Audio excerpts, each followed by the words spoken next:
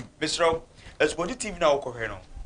men can say oh keke oh share no subscribe no one like no ma a notification bell no say the PAD program better be able to muno so because why they any information no na wahwe also be timenya futu afri mu na also be di ebi atokutudum e de ayede abobra ene me papa ma de nyina kufinya meche abeka mensa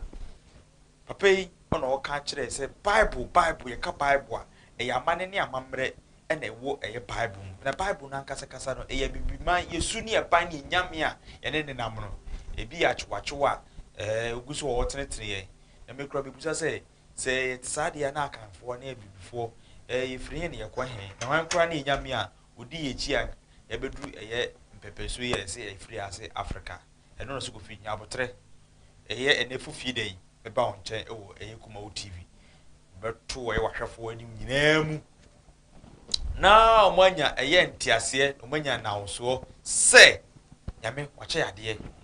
wanye abro bibini wi bibini amoni nje ifiri se ono oduma nkoma no bo ade bo no soro no bo na sase no one ne nam na me fasa so kwan wi so na me nchia ye prophecy kedwa papa e cho so kwan so bo ade ojo okoma so ade ma ho na me chia o ma me ben na ma me abebia obia no so no amma o papa ana okunu ye sikedwa nyam kese me ma no nchia o mu nyoma mo ye ne kese nyina no adansi e koso nyina no yate na me kan so na me chia wan na me chia eye papa wo New York ye Rollins usuja security kese na owen wo papa Rollins ya me for currency eye nibo o Massachusetts papa be o hwe me free nyina na matonka ya me show Richmond also wo New York papa Richard me share wife ama na efe ya me show and oda o my wife da na di e kire me nse bre no papa kofinya meche abetina se ibubo bra eye yamane ne yamamrem yankasa kasa ye ka biman ya na bibini a ufri hen wo ye hwan e wasetena mu nton ne eye abusua ufri mu no ona na oru ufri yo no bia oru ufri yo na wo do bedu ase na wasan wachi a wo fa eye kwesi broni ko broni amane ne amamre no papa be kirew na wasa atu akwachi Ewiase Bedvoka ebu baby or say do twasa no onim se ne chia de achia enne me papa so wohwe ye nyina ye youth na ye ba no ya yira awotete atempon no so obetene ye odi besi ho na ya fatete atempon no so na sabi ameye eye oba wa yira na ya mfiri eye nyankropon no achi na ma abraburu ma ye de abeye de amaye nti me sebre no me kɔ ne nkyɛn na ma chia no na de owo ma aye ahwefo no de be kyerɛ wadwen so no oso abem na oso so wabemu bi papa mo akwaba yeah mno apomu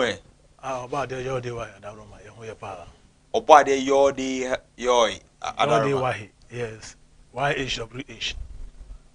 ono ne the sacred name of the ma din fufuru bia nka ho sao de aka nyina ye nsamrane ode ma before and ode ma eye wiase nyina oh I see de aka na mo bo nyina ye nsamrane abodini said de waka otumfo ye bo kakraka de otekra we so yesi sanity sao oni din sanity na din ni jode wa he na nya botron na ma me adusa so waka asem bia kyerem kutu e bi ntimi twam ho aba na ma me adusa aka asem a kyere e mahwefo no e kwa aba sisi a be da asem agebre na matena se na mo hwe me KUMAWOOD TV be di dwumadi e bero mato ni din Ewiase Nna Ho Kwa ebusua so jitim se Ewiase Nna Ho Kwa dia e ka hu se Ewiase de obo soro ni asase a owura so owura dia na o mra ni amane a odidi so adeche ni adesan yewe adeche o ma nipa dasani na adesan ye o ma odoma ko na odidi ne djuma edre nwura odipa dasani pentem etu ni prum efise bibi wo ho edi na wo ho we kire me se Ewiase Nna Ho Kwa enka eda nke ntu prum bibi wo ho enti na eda yetue me ka wasem kutu du ase Ewiase wo buso ho pen what na se adwen ho se edu enimra ohan no ebobo no kodruin na adesaye no osum no kodan na adechie no ohan ni free feneba we kire se Ewiase Nna Ho Kwa efise Ewiase Eden internet say Ewiase Nna Ho Kwa. Eti kame ho never said you made Embra KUMAWOOD TV from Monday to Friday, a free 7 to 8 p.m. Medawas.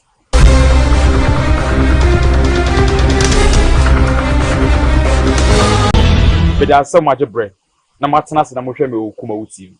Beda you made ebero. Mato ne din Ewiase Nna Ho Kwa. Ebusua, so you say Ewiase Nna Ho Kwa dia. E kan hu say Ewiase your boss so na asase a owura. So radia na o mra ne amane a odidi so.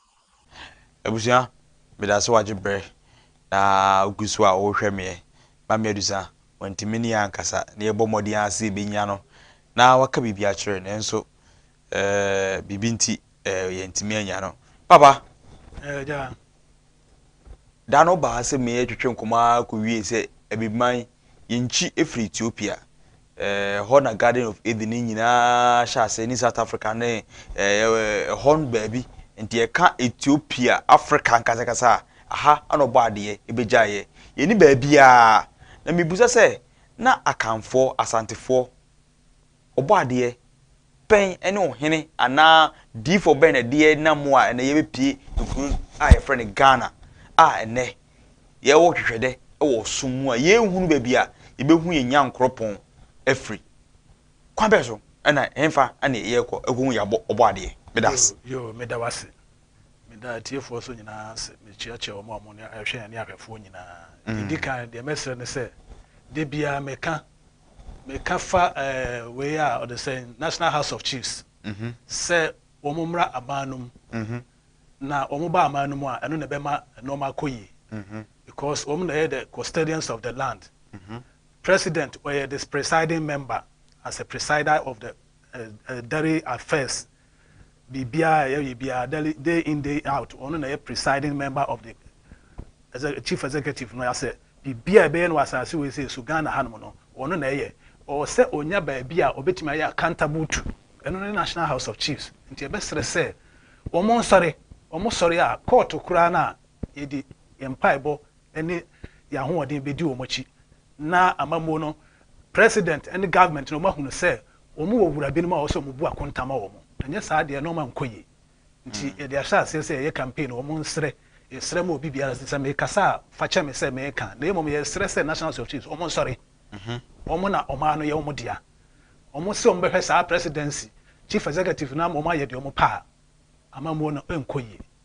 ye de omo for over 60 years ni ehu ba bi ewo nti omo so sorry megina mu bi no mu sa ade no ye sika na omo de ye adwuma no nti se obi wa odi wa de ojapade na se obi koye ade sika kwa koye adwuma na se wa mabo amane na de owe open ode be yama ode that's accountability na nya adwuma nti omo sorry no omo megina mu na mo omo no se de be ye betimi aye bi because ko Morocco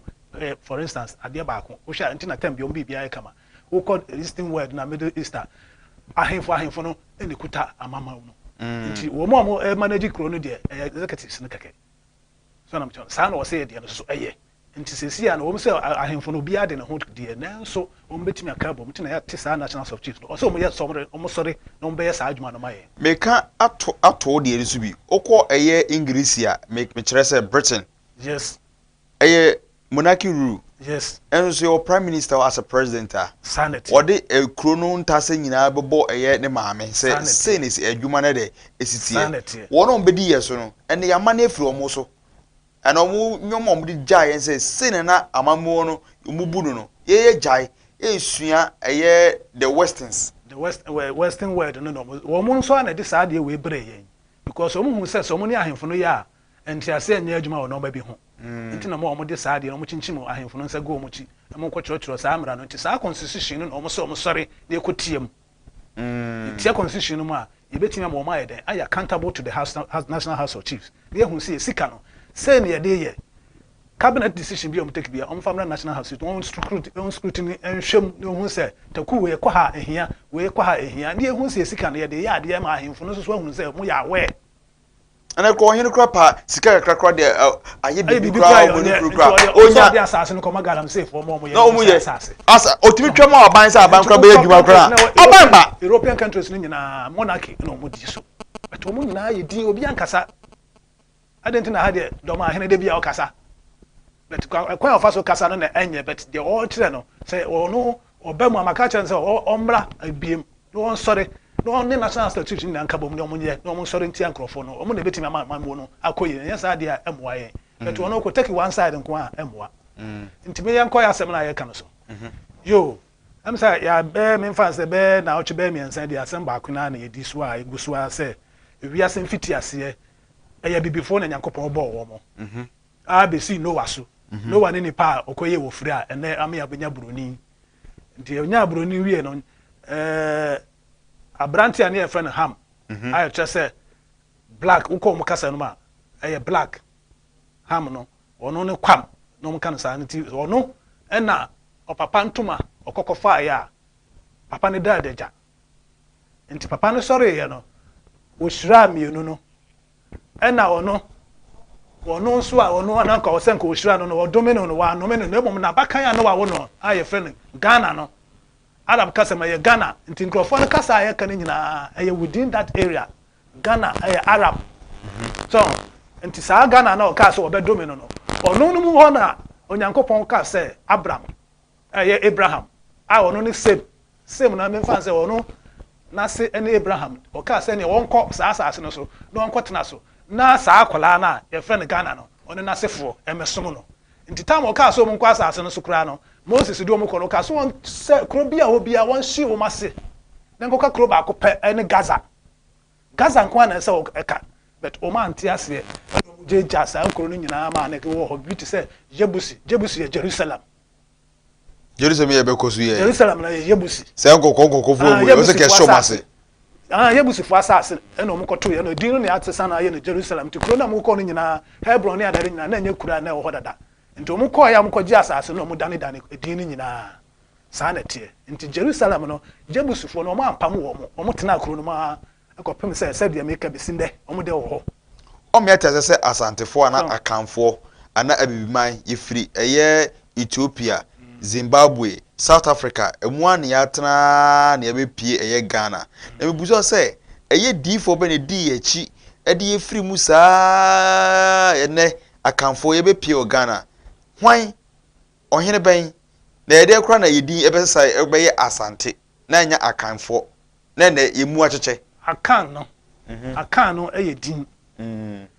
Asante original Asante name na nkasa ne din nkasa ya Asan we call Joshua chapter 15 verse 42 ewo ho we call Joel chapter 1 verse 17 ewo ho say Asan so nam so ma bosonsom no man tie nti no be ma kro no so adampan ebeda nipa ntena so Asante for no no ne Asan no na o ka Asante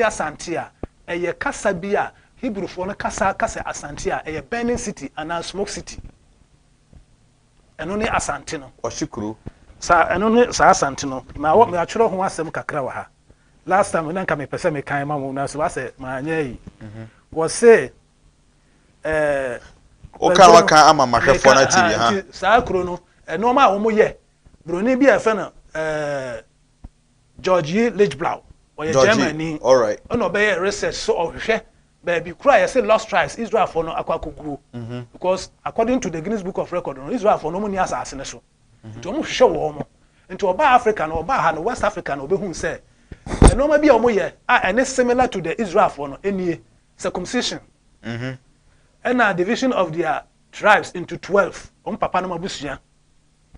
and a sprinkling blood on altar and doorpost omo di moja petepete omo pona no any altar say woman for the butcher so so na meche no and a marrying of their brother's wife after death omo ware omo nuanom a omo ewutimi ware omo nuanom eyerenom and a separation and purification after birth to adakora ye wono foforo a ye de ye tene ho e ma omo ma nipam ti kopem say na bia de ato bia na oche na say na oche 33 days or your ba 66 days be my 33 days and say na tene ho amanaba nipamu so na meche no and oba no say uncleanness during birth child akura ne wona ne honte eno so ka wo mo yi no ho the tosis say so say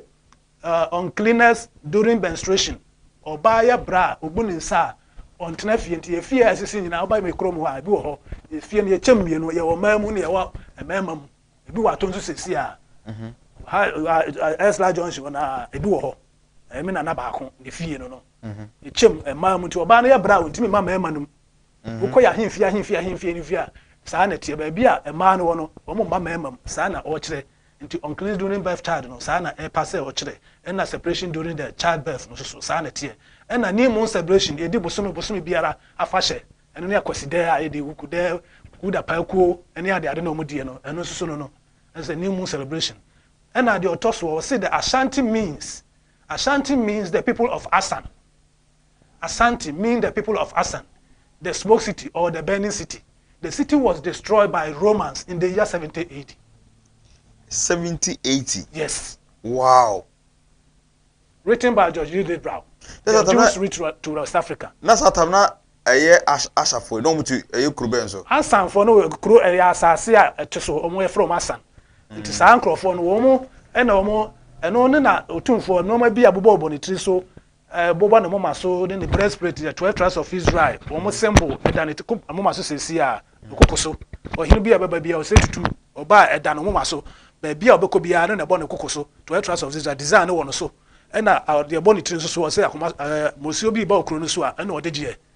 so on say the bon mama so on fa homa bru uko Exodus chapter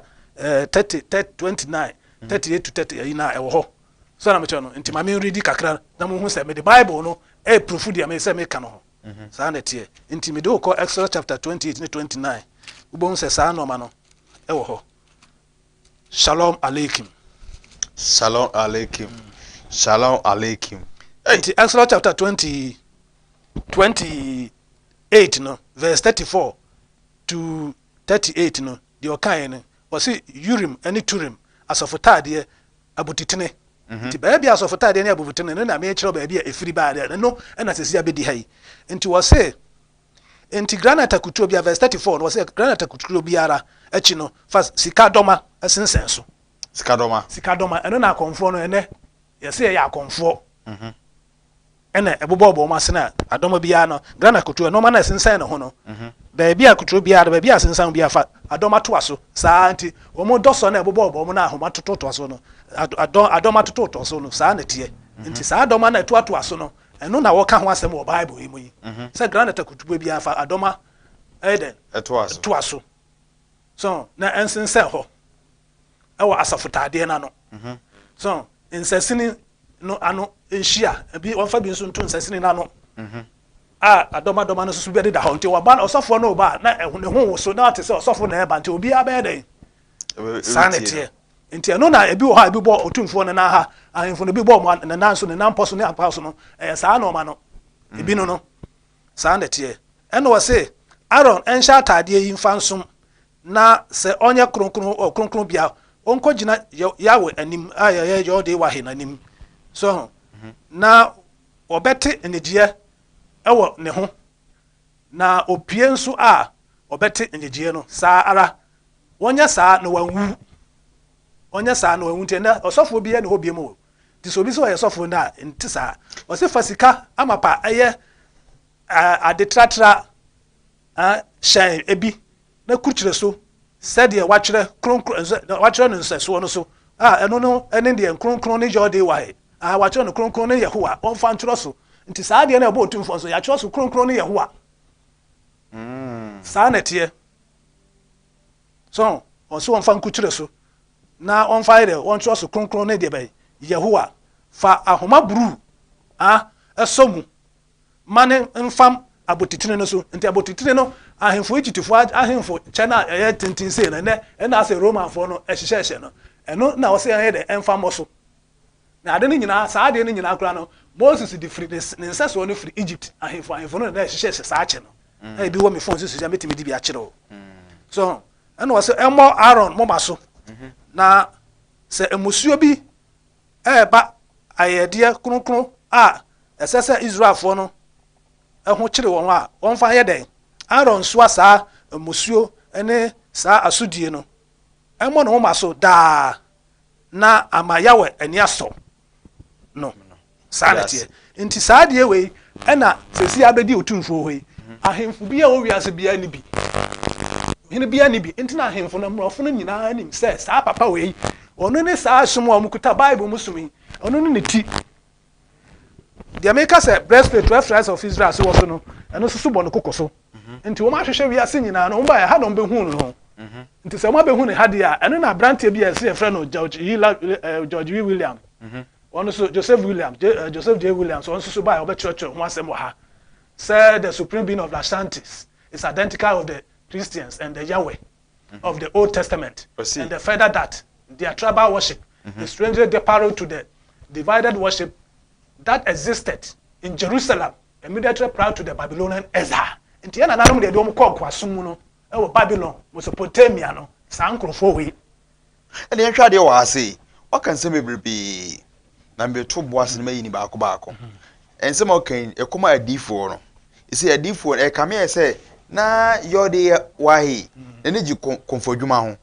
Asofodwuma no sa na netie. Enti konfo eye sa ade no na oyi sofu bi a ne ote asoro dan no mfasa ade no ntuma no no yosofo na so konfo na yosofo se bible ntina yesu kura yasua no bai oso be ka kire se asofo no adifo no ne mra no ebesi yohane so efiri hokọ no etoacha matewase o wode mfie empim mienu ne hasa na si ho se afa de se si asoro dan na etoso miensa no a obesa ahyehe na asofo matewo na se me kire se ne yakonfoi egusu ye saade we ya ne yasofoi ehye suit ebo club tees ena omo nye twa omani eye hyesi a na wan pa na esum yawe ayo de wai Christianity per se no enye bible musum no siao enti de tire no se saa som no oba de se wa breaking no because asori dan na omo komu no wa twam wa me abuagu AD 70 490 years and ode to ho 70 weeks Daniel chapter 9 verse 24 to 27 and was say mu na na beba be wo Yasua no nti Yasua na beba be bo sa asem na aso da na ebejudo agu no ehun dawuro Matiase me fa na baako ade yenko plate na ebo eye moma no so eye feyasi ya ewo atonsu kwansu ya eye denkyira ohene oba no obeya akon bi ho eho na eye asantefo etwa no saade ya oken na ebo denkyira hene ebedi eye dwabe hene ho echire be ya prapre ya ebedi eye yewura nsem bibuza se denkyira hene na ade ya abedi yewura nsem yi ena ye yewurade a anase eba ne san na yese yewurade enti ono no ne konkron enipa wose yesom no menim se denkyira na sa bebi sa akuta no na omom na menim se eya agudie a na gu ni kom dabi me sre me dia me nim no me ma read sources of Ghana se agudie bi na egu denkyira ko ehene kom nti ntokwa na omo kono time obetena afi ya se e wokono na ntokwa ne gina kuro bi efe no adunku adunku ti se akuro no kura dan na ko kura Newton ona ntokwa ne gina pa na ono no achare wa be gina fa ya se a ono ebeto ware nti ware no mu na ntokwa no mu se ntokwa na yede no eno na ayifo yi jabinfo yi epku se ha no omo beto hye omo so na ntokwa na nkasa wo adunku nti ntokwa no kura no jabinfo no kwa banko dabi no kura bi pa no na wo banko onkrofo na no mo kono kumasefo no ne wo mo ahemfo na de keka kwa no mo kono adunku ena no mo kono na ba ha no aba adwuma ma nsa no aba abontem ne aputuoja ena wono no kwotena afi ya ase a na wonso so eye ne mensem ena mo kwche do kun no tita mo hu se ya chine kun ne hina kun de na so mo ayi no kun no ye de atuocha sana mcho ena bi bu se sa gudie no omu ni afro mu ya aha de minim no se denkyira hene ono na de odwira e bae okay oh no ate oboase nti wo mu story no e ho no meba ho na ye kapa ohene a odi wo mu nyina kanfo ni nyina so no ye techima hene ono na ye wo mu nyina hene obuma nkoma ono na ye wo mu nyina hene a wo mu firi ho no mo ba no wo mu di wo mu ba be duru ha ayo hene ba ko pene na di wo mo so owu ya na asa mai ba in the year 1096 AD enti kingdom no gu AD 17 wo mo nante sa na mu sa be fa ha Sudan ene sa Egypt e ba ayi e fra ba bi jenyini to Timbuktu to Bindu Sala o no mo ye settle ya o hene na odi wo mo so na ye fa no the sen Soninke Soninke, the warrior king of gold. Oh no. Ganata. Ekasa Ganata. Soninke, warrior king of gold. Na one sa ankrofo no. Sarankule. So Soninke, wo mo ne di sa akonya no. oh honum no mu di ofase ade ofase ade no so e wo Numbers chapter 36 any Numbers chapter 37 na ofase ade no e wo okay so na me cho entwa de wo ha ene ye ben your day why enso ye na na mo ba no omo se oduma nkume oduma de osne osechini aboa na a symbolic meaning of the gods and the god and they say yes be the your day why Yahweh obade Jesus Christ adenti no mo ba no mo ni mo obuma nkuma and obade friend eye Trodian pon kwame ne kasa ya Daniel say your day why your day why no ye Spanish ntina make catch us say enkrofo no alphabetical letters na Moses kwaje nhoma no nhoma we ya kwaje ye no emransam du na kwaje ye no krata no de bre no eye alphabetical letters no atwere a consonant and just enye words ye na no mo onti efiti Moses mo ba no ma hu nyame ni bi mo antini di mo nim nyame no tama wo mo de ntia ma wo efiri ho ba ye no che nyame no se si afọrọbuchia ba akopẹ e wo kronkron bia ho ni nyina wo ha eti wo bon kuma no ha afọrọbuchia na o si ya nyame efiri obuman kuma no wono ha obuman kuma ye nipa di na omode bone samrane so na me che no nti saa obuman kuma na omode tu ni di no ono na be di hine in the year 1096 e wo ye free na ode ba bono manso and omo bono manso omo be discover say earthquake was asase ne so bono manso no omo discover earthquake was asase so and omo move ba tachiman nti omo be move ba tachiman no and ahemfo no hu say omo doso omo afede omo adoso population no rise nti na so omo papa mu and akwamufo omo kotena omo no akwamufo ne wan akwamufo omo na ewo nsuo na chi no akosombo wo ni wo mo sankofo no no mo free se American say currently no ye Cote d'Ivoire but ho nyina ye Ghana Cote d'Ivoire the Kumawo river no because once Ghana kwa me Nkrumah independence we no we call be 7 months 15 months ni nyina ye Ghana so nti saa ho na sankofo no tie nti wo mo kingdom no in the year 1252 wo mo ti wo mo no kwotena ho na nipa o sa tribe mo wa o sa so tri no ho first ebiem apart from sankofo we no so adanse for so motre mo ba betena ha so na me chiro no sa obuasi area ye fro atatem adanse for no so betena mo tatem ho ne o ma hinkuro wo mo so wo afena mienu a ebo ho se mienu se de wo sikadwa na adanse for so wa sa de na afena mienu ebo ho mienu so na me chiro no na do tachima hene o sen akwa we fan sen den tra hene ye se obaje beto wantimi anje ena obedi wo mo so baji tumi no nto mo ba south ha no emfantefo asantefo denchira echi kasa echi a no ne sa guans no ena mfante ena pra chifofo no sa five tribes we ena mo ba betena akyerɛkyerɛ ofine pra bore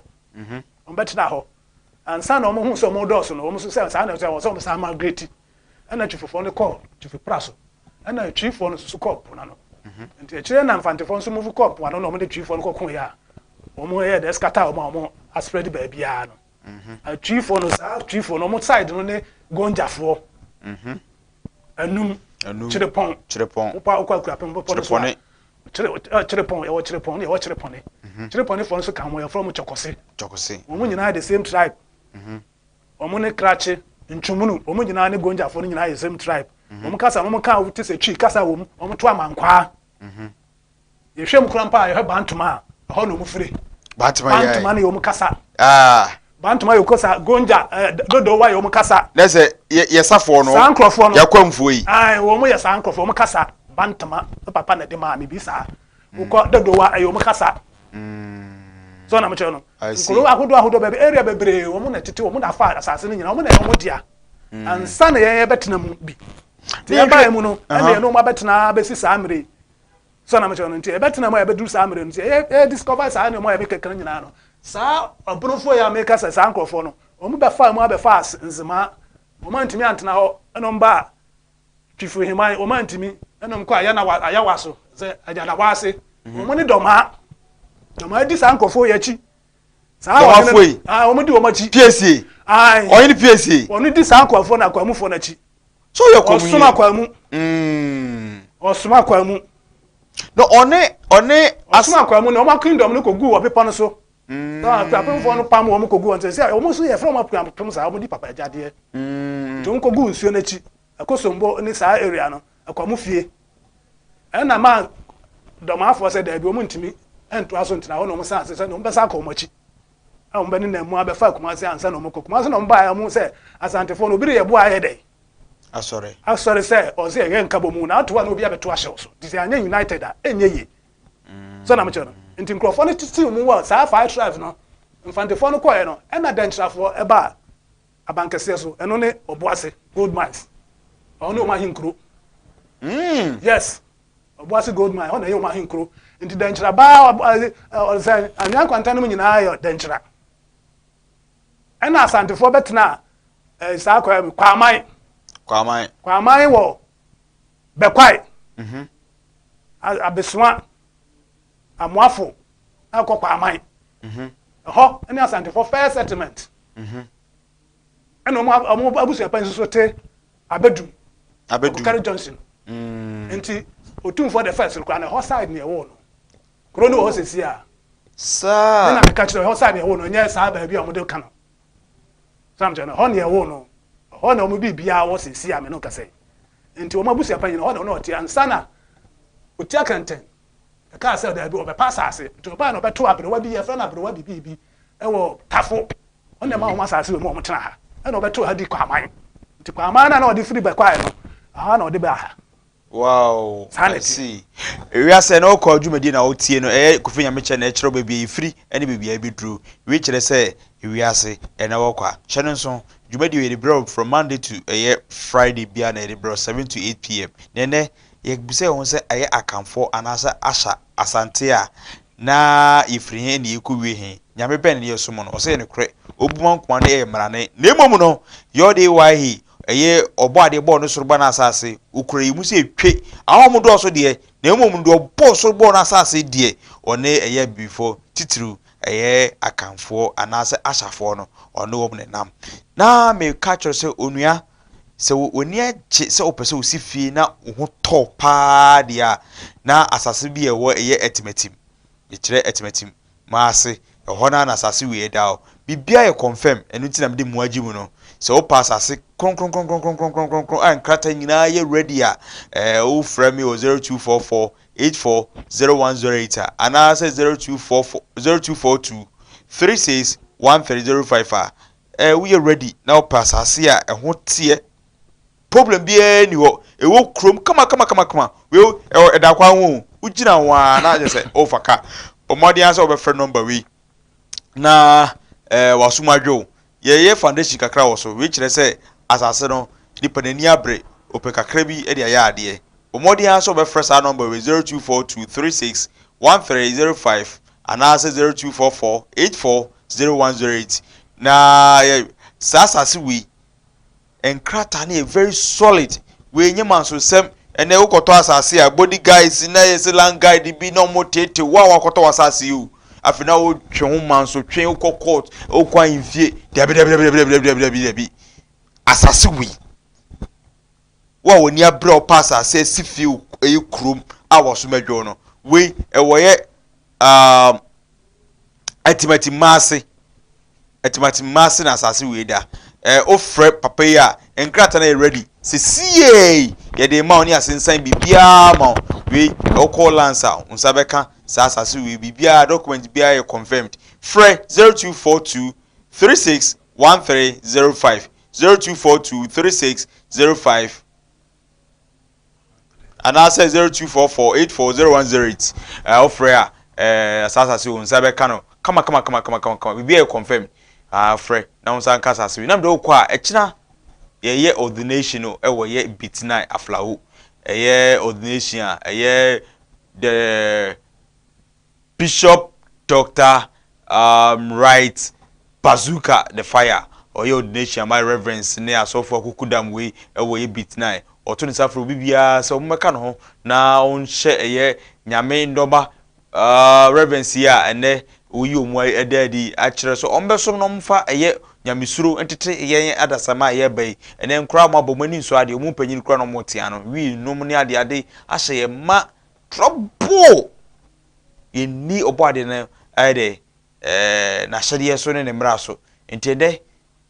Elijah Douglas Bazooka se menka nkyerɛ obi bia se ne ordination no ye aduru so a kyerɛ nko a no kyerɛ nko a no o hyɛ mpanifo on the 26th of August ya me kyerɛ sɛ afla will be tonight o hyɛ mo reverence ne asɔfo ne kukudam nyina no o de ngo ɛsɔ mo so ama na wie ebrem no o mutimi ɛfa obɔde ne nsɛm no edi dwuma ebia na ye kyekye mu ha sei no de bɔ mɔde ha sɛ obegya papa na wo so woni gye ho na opese wo so no o ye nyame ana o nyame suro mu a o fa nyame akwan so so betima tetewa o fra 0244726387 so a obejo so yesi ya de eguso a ne papa nyame che ehwehwe nkomo efa eyeye bibisom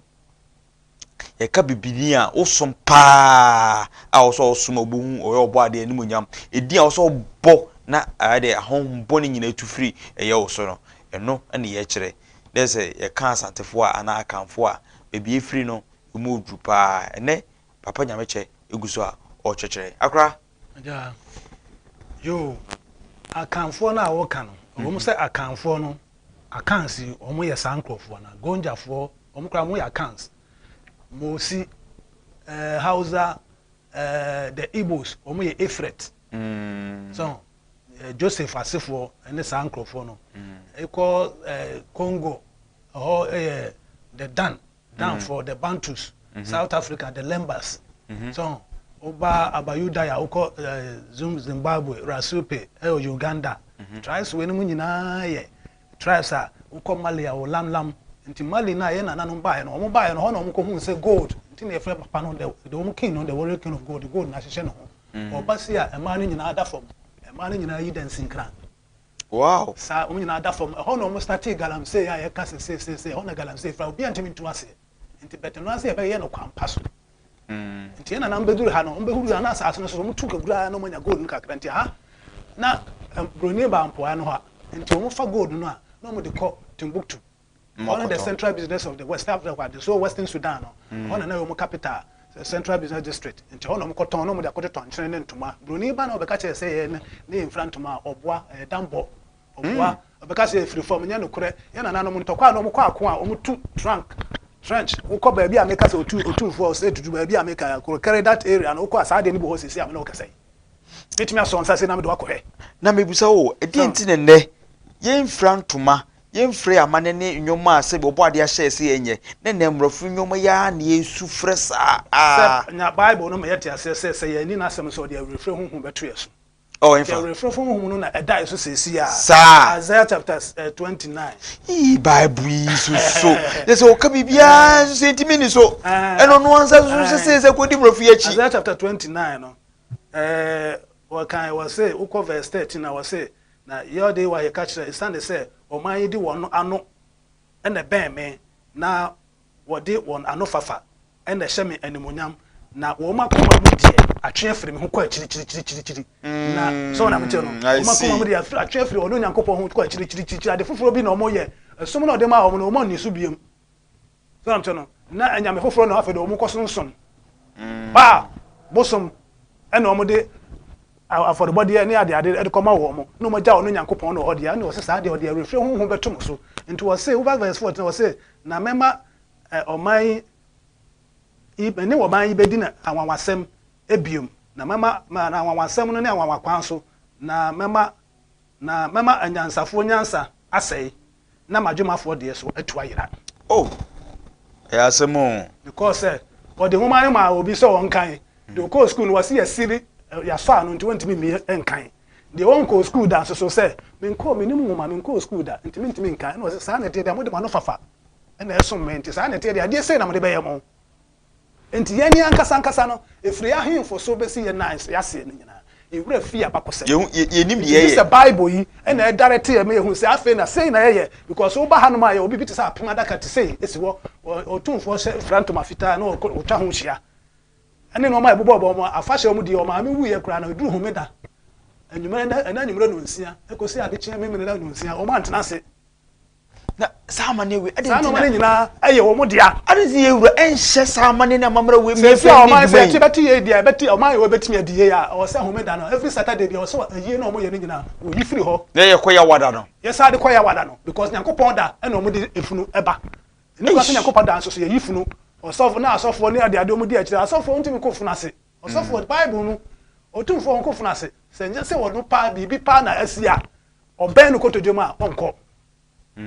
oni na di Nyankopon mra asem so na wadaromo ye hwa de wa ase unsem nyina wo kan ababa ye bi betena ase o se nche bi 2024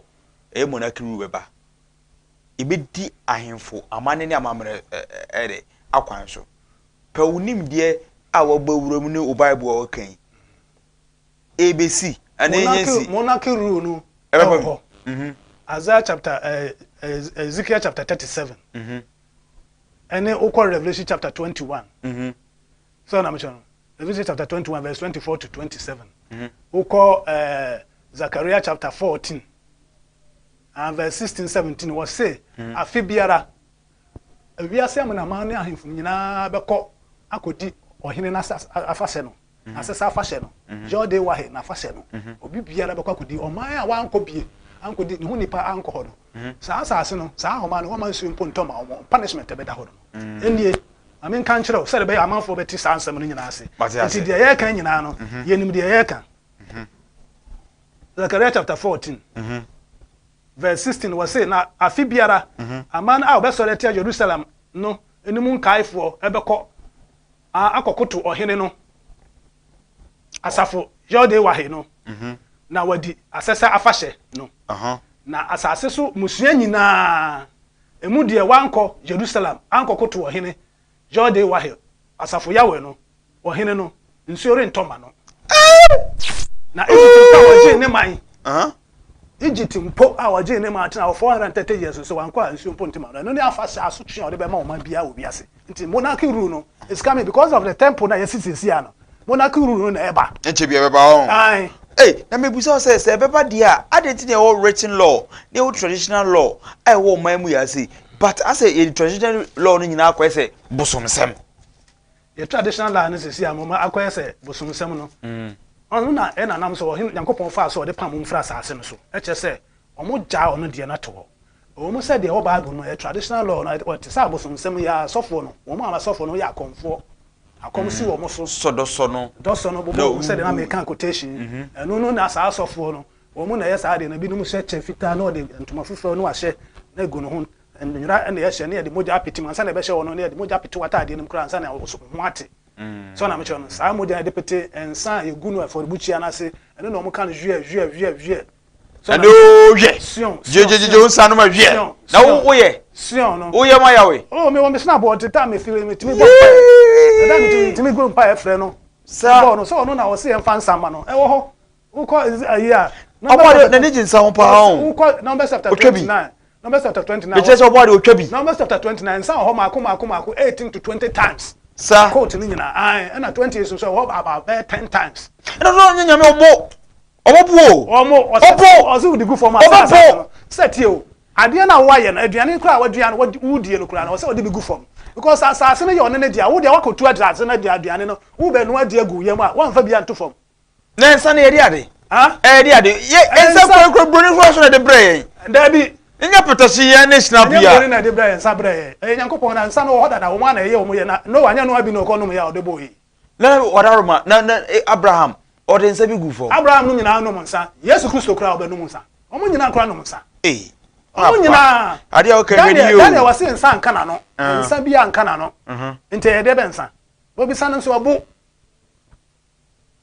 ane omrosa Numbers chapter 29 menua ma men kan kiro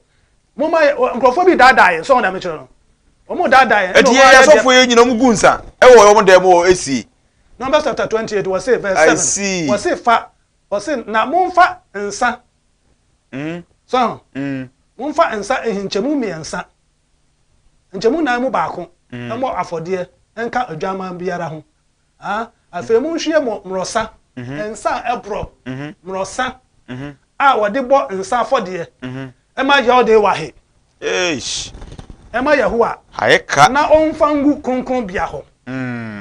so na on fa nwan emma nso ne an omonya no pa ne anwumre de biara enti ensa wa ha no 1 2 3 4 5 6 7 8 numbers one numbers chapter 28 ba na over 29 na ensa no wase mo fa nchemu osen anso ye bobisa ena wase mo fa ngu number 29 no enso mo sa ma 18 times bobisa no ye dia ensa bobisa no te se ensa dokodoko te se wine no mo ni ade eno so kura bo emfa ma no de ko ono na so mo de fa ngu nsante eno na mo gu sion no mo de firi no ho ane ba yo Zion na me kire se sion no sense we nyina ye ebi mo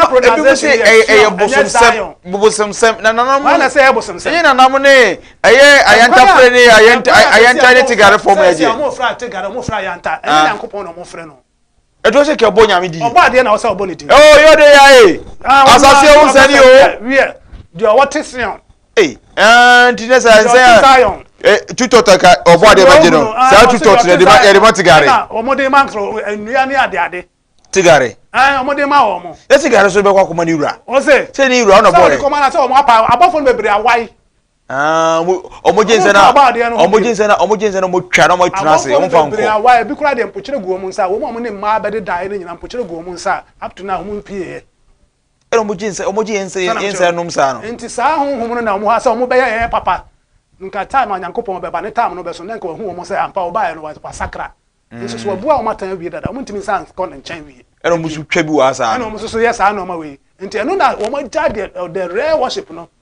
no Solomon na sase na Suleiman on na sase me come for 7 nana so bosomi frɛ ho yese ode nsane ma bosom for on fa ma yawe ya ba bu maka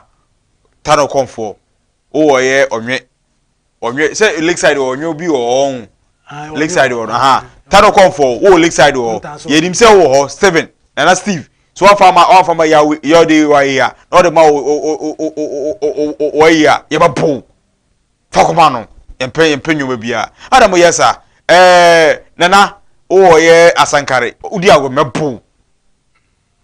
samu nyina no moje anam de akoma ye ba bu mu eni abre kuma ufo kuma de dimenim mi chief producer famous obedi menim ye be ko ye ba bu mu nyina nana mensa one farmer you pull near kwa near front course 0205500215 0205500215 also beti mabadwuma die so ansam na papa wo hwegu no also adwenkyere nse na wonim die efa ne nsem ho ka no enso enesen ene wo hwegu no wo se obo ade ne ne je nsa ho kakra aja oluman also twa bi kakra also de bedi di fufu eminim ensen ye di gufom e de ne kosoro ma ne tumi nya aduhwam no bi because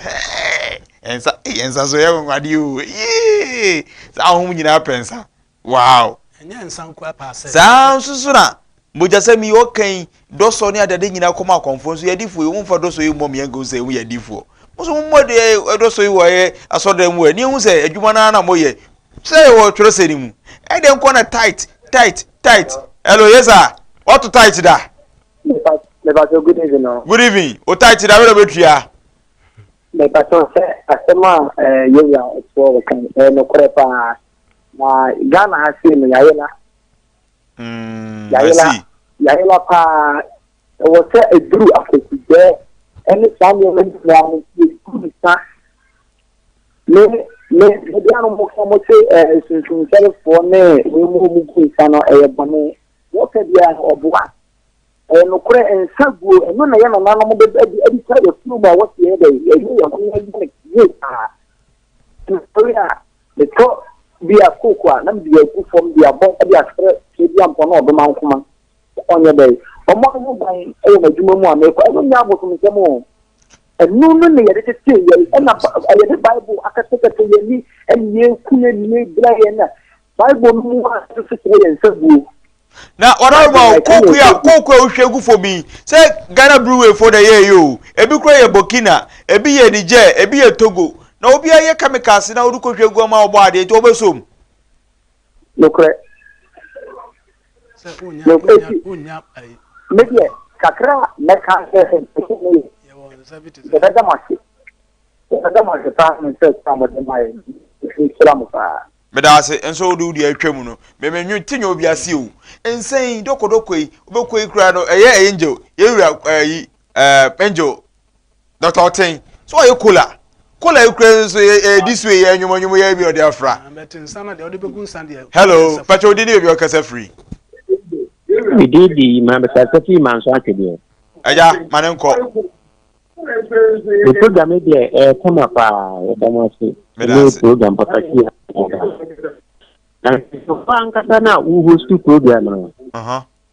let's say o mako so abena bo wani na wo kasa no ada say o be ma na perform na o kasa no enye akata na no ye din na it mesre ana wo questions na ye bisa papa no o ka se be bisa na ma ko mesre wo bisa na mania no ma ye nyenya ntiase na o program yi tie pa na mi shira fo no mo duma pa masa utie so no ansa ne misika so ma po hello Famous udi agron so ma po dem wo and hello yes madam hello? Yes madam udi ni be okasa free me ba so ko tesi me ba chwan me friend nti madam cheche friend nti dora on he no on kasa mami Dora o say Famous odaroma ma ninjina so no kana kuma so ade wo yesa ma bo dem wo ene ho mo ne me nante no uni mo hello yes sir hello me ba cho entie oho odaroma hello aha kasa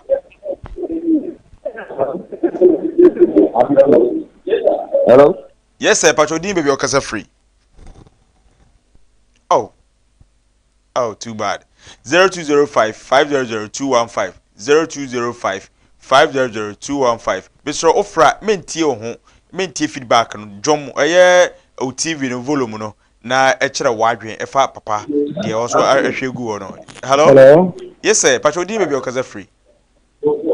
hello papa entie oho good evening evening sir about boko udi ni bi okasa free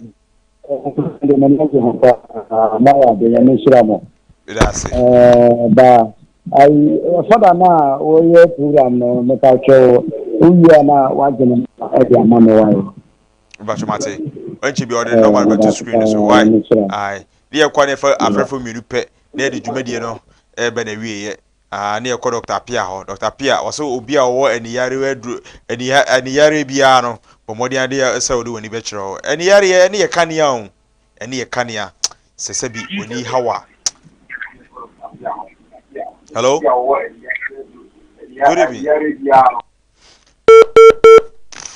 oh too bad 0205 500 0205 500 215 also bit member jumadi so na also so they also a kire wadwen and they also kato papa kofinya meche e de so no na also waka ato aso hello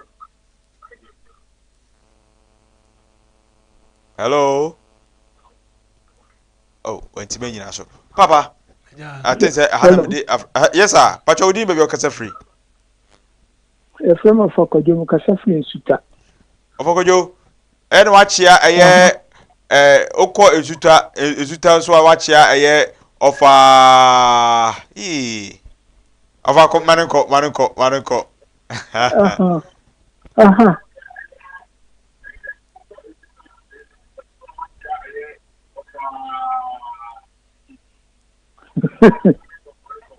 okay program me fine pa but me said the way no abaka say udi agrobisa enti esrewa ayama enye serious kakra wo say opani na ni abre a wo kire nsemu pa but wo say mabu ni ade na say udi agro enti esrewa ya ma enye yi kakra papa me da say so wo mu aso babu o mu so o mu so ye wo mu ye o mu o mu si empani fo enti bye bye me da say papa nyame sha me mfa nye agrodi na emu no se bi na odi fam si so a obi on so owo oha obi no so no na ono so wasere enye ne se me person di program di idea agro eye omura samoa o we yusu to akwabrem papa offer me chia o so kwan so hello udi ni be okese free open you last caller. Good evening, Kasafi Direct number 5. Okay. If your friend Isaac, the governor from Zambia. Said Papa Nekano, a money are convoning in a yak or second.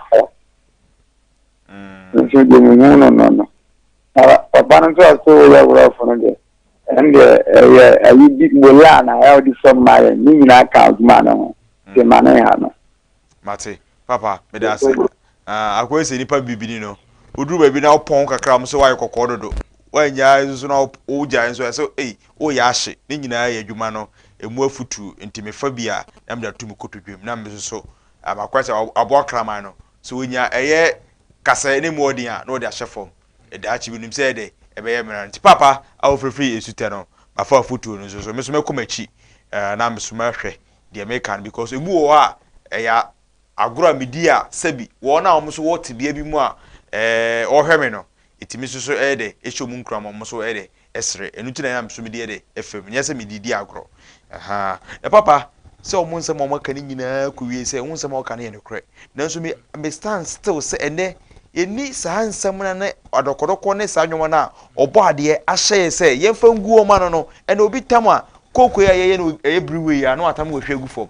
apeteshin a yede dadoa aye no na obi so yede afa aguo na man from last school we hello open you guys here o we KUMAWOOD TV afidie so waje nkyere ne sai too bad want me enyina so nsa ne de enka nsafufuo se browni nsan ya ye ka no se ya onse bi ya papa bi nso nye papa nti eno de wodi gu anya hwe eye sa na tie ne nyina ye ntunkum enti se wine no eno so ye nti so kase nsa dokodoko na sa na tie ntunkum nti se wo so fanta na me feel say it's not all the same because ntunkum no na wunya bi this ogwa konkurase na obenya sa ntunkum no bi and then so wunya bi this fanta any coke ni ade na obetimi de sa nti so yeah wono na adwene me de na koma de na adwene kire no me 1 minute the right direction o say enam se me nsuma mu ntina mo de mu kochara pamadaka no ntino obo nipa be de o na kum omo because on show mo so mfa apamadaka no etimi bibisa o say so o say mfa ntunkum a na abemu dokodoko anase mbrosa ye abemu mbronsa na wo ka kire me say o say ensa wampa mu anyi se nsa we nsa nti once ye nsa no ye nsa Matias afutu ba ko pe ne yenko Dr. Pia na o number no ahemfo no de bia no ahemfo no na e ba bedi o ma no nyina so o se asase so akasefo ne ahemfo nyina de o ma ni munyam be kokuro no Jerusalem kuro no na ne hene David na e betena se na e betena se akonya no so one ne bedi ahia no o se na jabe si na dwa ho na ne pono esi ne pono ho first one ne betwa ne ntem ne won ntem obetena so no ne umbe ya apama ebetena ho da apama ya asumdwe na Jeremiah chapter 31 no kan no October Ezekiel chapter 37 wa kan so ho no the same apam kro na entisesi an asum na nkasa na emrofo no de aba ya de ayo mo asum omo ne wiase so difo na ye kan no wiase so di no no de ne sum abewura asum na abefa Bible no sase eno na o kire na enso no wo ja no kura sum no ato ho no kura sum ya ohore na so ohore nsa na me bai me kwa me koye ba akwa kan na 7 times the woman bought from 7 times every day. They be a 7 times a day. Inti ma maybe na me say na ma dim na ma bought from 49 times. Inti no ne asum na e Bible num. Asum no wase ka de bia no pa wia na anwumere ne de o se obon pae. Na obon no so a worship. And yet the okotena sorry dem don pa bo asisi sorry dem. Chiwade o de ba de adim. Be da say eye me papa ma de nyina kufinya me che na otene nka no so Ewiase no obo ade o no som o bebi odi free ni bebi eku ede eku New Jerusalem na de eye obruni English sombi na ode ede aba afenso ebe stress otumfo memene ne da no de on bande aye bia efunu pia bonten o yesa o ma no obi abeba bedie mo o say no me ene efia de ya nso e kan nyina no efiti eye mra ye sha sese eye memeda ayi no eno na ede sa de we nyina eba media ne kofia subonten ene me nhia eye edra juada be kire se ye nhia juada Monday from 7 o'clock pe na matena madwam aha Ewiase Nna Ho Kwa dwumadi na me bro ka me ho David nyina no channel so se obekọ ye YouTube Esuboti TV subscribe na hwe na share ma afoforo no mo so enye bi enhwe midi ebesia madora yakopon hwe ode wate na enkwane ahoden onfan hwe ma mete se ye so onti apo ba meba aba behwe obade onhyiraw na onye omo kwatenten a ohodi wo midi bi dwumadi ebesia ma mo bi biara ohwe me nhyira oduma kuma obade osoro sosoro nyankopon no onhyawma no mo nyansan me no kasa fa ani ho ani a afra ani a ehuna de ani a tesi so yakopon drum osofo Dr. Pia me na me ye ani ho adwuma Ghana ha nyina ope doctor oye ani ho adwuma na ye osofo Dr. Pia me ha oba edro no a me de be ma ono obenum uguso a onum no se ete esi wani a edro no be na ne tane nyina afru ani no so amana bie eni anya glaucoma eni ya pulsuo eni a ye wo ya anasa aye kokko wo de ba me ha nyakopa drum eni ya de ni nyina abekọ imposo ani afra kura na wo hu twe a wo ba me ha medo na me de treat no me ma obi annom na eba wani no abi ansa na wani no befra no tokro kiti wa bi eda wani no mfimfini eno na se